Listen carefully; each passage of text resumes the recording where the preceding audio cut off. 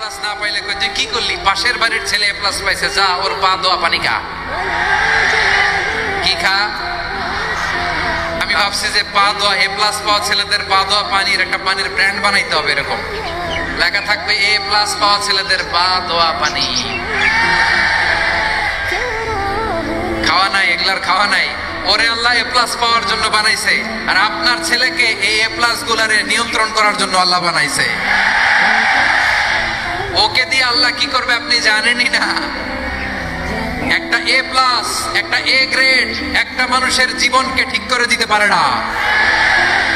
আপনার ছেলেকে আল্লাহ অন্যদিকে যোগ্যতা দিয়েছে। ওদের মনোবল ভাঙবেন না, খবরদার খবরদার।